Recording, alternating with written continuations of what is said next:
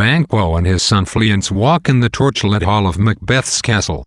Fleance says that it is after midnight, and his father responds that although he's tired, he wishes to stay awake because his sleep has lately inspired cursed thoughts. 2.1.8. Macbeth enters, and Banquo is surprised to see him still up. Banquo says that the king is asleep and mentions that he had a dream about the three weird sisters. When Banquo suggests that the witches have revealed some truth to Macbeth, Macbeth claims that he has not thought of them at all since their encounter in the woods. February 1, 2019-20. He and Banquo agree to discuss the witches' prophecies at a later time. Banquo and Fleance leave, and suddenly, in the darkened hall, Macbeth has a vision of a dagger floating in the air before him, its handle pointing toward his hand and its tip aiming him toward Duncan. Macbeth tries to grasp the weapon and fails. He wonders whether what he sees is real or a dagger of the mind, a false creation / proceeding from the heat-oppressed brain. February 1, 2038-39. Continuing to gaze upon the dagger, he thinks he sees blood on the blade, then abruptly decides that the vision is just a manifestation of his unease over killing Duncan. The night around him seems thick with horror and witchcraft, but Macbeth stiffens and resolves to do his bloody work.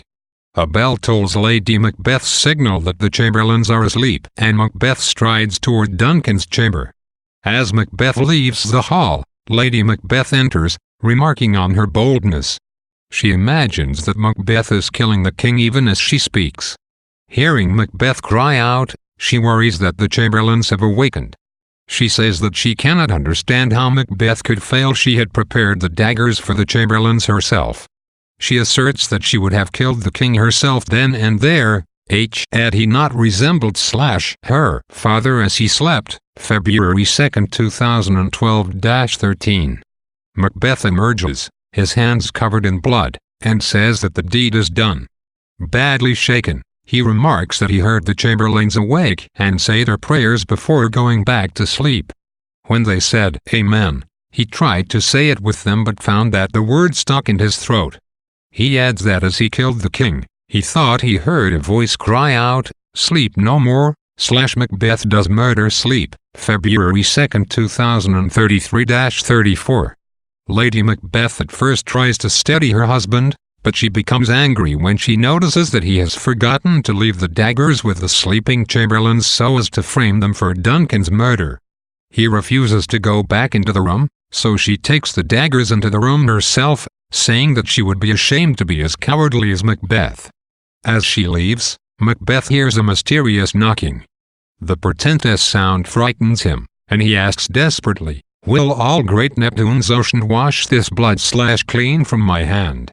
February 2, 1958-59. As Lady Macbeth re-enters the hall, the knocking comes again, and then a third time. She leads her husband back to the bedchamber, where he can wash off the blood. "A little water clears us of this deed," she tells him. "How easy it is then." February 2, 1965-66. Banquo's knowledge of the witch's prophecy makes him both a potential ally and a potential threat to Macbeth's plotting. For now, Macbeth seems distrustful of Banquo and pretends to have hardly thought of the witches, but Macbeth's desire to discuss the prophecies at some future time suggests that he may have some sort of conspiratorial plans in mind. The appearance of Fleance, Banquo's son, serves as a reminder of the witch's prediction that Banquo's children will sit on the throne of Scotland. We realize that if Macbeth succeeds in the murder of Duncan, he will be driven to still more violence before his crown is secure, and Fleance will be in immediate and mortal danger. Act 2 is singularly concerned with the murder of Duncan.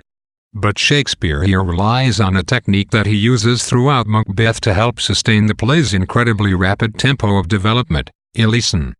We see the scenes leading up to the murder and the scenes immediately following it, but the deed itself does not appear on stage.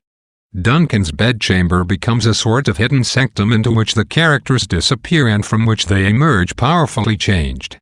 This technique of not allowing us to see the actual murder, which persists throughout Macbeth, may have been borrowed from the classical Greek tragedies of Aeschylus and Sophocles. In these plays, violent acts abound but are kept off stage, made to seem more terrible by the power of suggestion. The effect on Lady Macbeth of her trip into Duncan's bedroom is particularly striking. She claims that she would have killed Duncan herself except that he resembled her father sleeping. This is the first time Lady Macbeth shows herself to be at all vulnerable. Her comparison of Duncan to her father suggests that despite her desire for power and her harsh chastisement of Macbeth, she sees her king as an authority figure to whom she must be loyal.